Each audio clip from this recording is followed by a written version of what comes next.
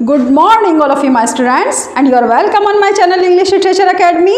और जैसा कि आप जानते ही हैं कि इस वक्त क्योंकि मैं आपको रिवीजन करा रही हूँ और ये रिवीजन टाइम है हमारा, तो इसी रिवीजन में मैंने कल आपको जैकोबिन टू रेस्टोरेशन पीरियड के most important authors and writers cover कराए। Most important authors restoration period के जो ऑथर्स हैं और उनका मोस्ट इंपॉर्टेंट वर्क है उसका डिस्कशन किया था इसकी प्रीवियस वीडियो में। और उससे पहले आपको याद होगा कि मैंने चाउसर टू शेक्सपियर के 2 वीडियोज़ अपलोड की थी। उन दोनों में मैंने चाउसर टू शेक्सपियर के राइटर्स का डिस्कशन किया था कि वो कौन कौन से राइटर्स थे जो चाउसर टू शेक्सपियर के बीच में सारे राइटर्स और उनका मोस्ट इंपॉर्टेंट वर्क रहा। और मैं वही वर्क आपके साथ डिस्कस कर रही हूँ जिन पर ज़्यादा फोकस किया गया है यूजीसी एनटीए नेट के एग्जाम में या फिर जो बहुत ज़्यादा पूछा जाता है। चलिए आज इसी का पार्ट सेकंड में आपके लिए लेकर के आई हूँ इस वीडियो में। जैकोबिन टू रेस्टोरेशन पीरियड का पार्ट सेकंड में देखते हैं कि अब हमारे कौन से राइटर हैं जिनका आज हम डिस्कस करने वाले हैं।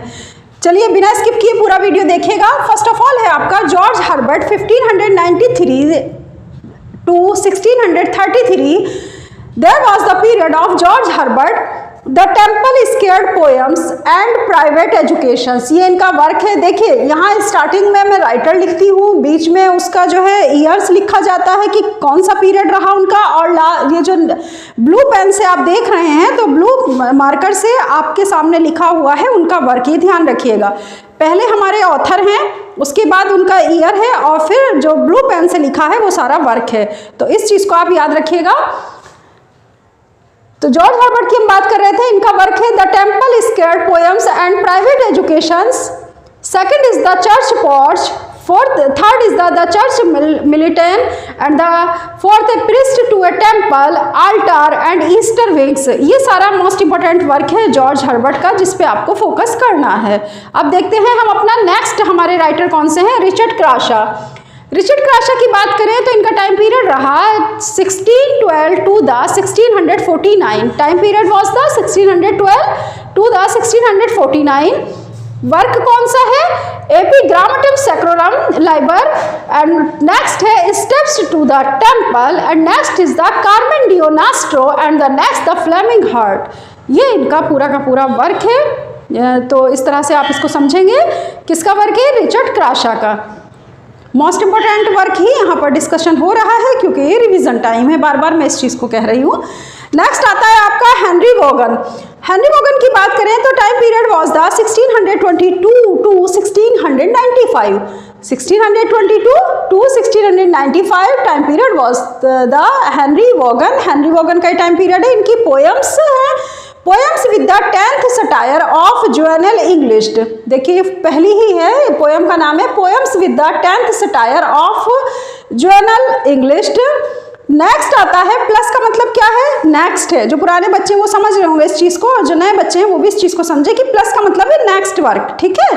तो प्लस साइलेक्स सिंटेलियंस नेक्स्ट वर्क है एंड प्लस डिवोशंस, डिवोशंस इनका उसके आगे का वर्क है। वर्क के नाम जो मैंने आपको डिस्कशन किया है इसमें साथ साथ मोस्ट इंपॉर्टेंट वर्क है तो बहुत सारा, लेकिन हम सिर्फ उस पर फोकस करेंगे जिस पर कि क्वेश्चंस बेस्ड हैं या क्वेश्चंस पूछे जाते हैं, ठीक है। चलिए नेक्स्ट देखते हैं जॉन सकलिंग। जॉन सकलिंग अगर हम इनके पीरियड की बात करें तो जॉन सकलिंग का पीरियड रहा 1609 से 1642 के बीच में। 1609 से 1642 जॉन सकलिंग रहे और इसमें रहा इनका जो वर्क था उसको देख लेते हैं। Aglaura, the goblins, next sessions of the poets plus a ballad upon a wedding. ये इनका मोस्ट इंपॉर्टेंट वर्क है। क्या है ये? इनका मोस्ट इंपॉर्टेंट वर्क है जिस पे आपको फोकस करना है। जॉन सकलिंग का 1609 से 1642 के बीच इनका पीरियड रहा। फेमस वर्क रहा Aglaura, the goblins, sessions of the poets, a ballad upon a wedding. इस तरह करके आप इसको लर्न करेंगे और इसी तरह से समझेंगे। देखो बच्चों, जब इस तरह का वर्क रिवीजन टाइम में, क्योंकि हमें फोकस करना है मोस्ट इंपॉर्टेंट वर्क पर, तो ये मोस्ट इंपॉर्टेंट वर्क ही मैंने कंक्लूजन ऑफ द कंटेंट निकाल के आपके लिए यहाँ पर रखा है अपने जो व्हाइट बोर्ड है उसके ऊपर, ताकि मैं आपके साथ इसका डिस्कशन कर सकूँ और आपको समझा सकूँ कि ये मोस्ट इंपॉर्टेंट वर्क है। पहली चीज़, इससे हमारे कई क्वेश्चंस कवर हो जाते हैं। जैसे first of all chronological order हमें पता चल जाता है, कौन राइटर किसके बाद आया, कौन किससे पहले आया। फिर उसके बाद क्या होता है कि मैचिंग वाला जो हमारा पोर्शन है वो कवर हो जाता है कि ऑथर प्लस उसका वर्क। वर्क और प्लस ऑथर। अगर वर्क और ऑथर पूछा जाता है, ऑथर वर्क मैचिंग के लिए पूछा जाता है, तो इस तरह के क्वेश्चंस बहुत ज़्यादा हेल्पफुल होते हैं, या इस तरह की स्टडी हमारे लिए हेल्पफुल होती है। ठीक है। एजुकेशनल साइकोलॉजी कहती है कि कोरिलेशन करके पढ़िए। तो कोरिलेटेड अगर हम सब्जेक्ट या कंटेंट को कर लेते हैं तो इससे क्या होता है कि एक सीक्वेंस हमने बना लिया ईयरली, और उसका कोरिलेशन करके आप पढ़ेंगे तो आपको बहुत ईजिली याद भी होगा, और प्लस कम मेहनत में आपका जो है ज़्यादा वर्क डिस्कस हो जाएगा और आपको बहुत सारी चीज़ें कवर हो जाएंगी। इस वीडियो के थ्रू और इस चैनल के थ्रू मेरी पूरी कोशिश है कि मैं आपकी जो प्रिपरेशन है उसको कंप्लीट कराऊँ इसी तरह से, और इसी तरह आप इस चैनल पर अपनी प्रिपरेशन को कंप्लीट करिए। अगर बच्चे मेरे साथ आज नए जुड़े हैं तो वो चैनल को सब्सक्राइब कर लें और बेल आइकन का बटन भी दबा लें, ताकि उनको आने वाली मेरी नई वीडियोस की नोटिफिकेशन लगातार मिलती रहे, वो अपनी प्रिपरेशन को मुकम्मल करते रहें। चलिए, ये तो बात हो गई इसकी। अब बात आती है जो इस तरह का वर्क लिखने का तरीका है, या ये राइटर को लिखने का तरीका है। देखिए बच्चों, ये एक पैटर्न अगर आपको पता चल जाए, या आप इस तरह से राइट डाउन करते हैं अपने नोट्स बुक में और इस तरह लिखते हैं कि ये हमारे राइटर हैं, ये ईयर है और प्लस ये उनका वर्क है, फिर सेकंड को करते हैं, तो एक हमें डिफ्रेंसिएशन भी पता चलता है इनके बीच में कि डिफरेंस क्या है सब में, और कौन सा वर्क किसका है। तो होता है ना कि विभिन्नता के साथ किसी चीज़ को पढ़ना, तो यहाँ पे क्या होता है कि हमें विभिन्नता भी देखने को मिलती है कि हाँ, इस राइटर ने इस वर्क को किया, सेकंड वाले ने क्या विभिन्नता की। नाम अगर एक जैसा अगर हो जाए मैच, तो उसमें भी हमें आसानी हो जाती है इस तरह का वर्क को स्टडी करने में। ठीक है। तो अगर यहाँ पर किसी तरह का डिस्क्रिमिनेशन होता है टू वर्क्स के बीच में, तो वो भी हमें क्लियर हो जाता है।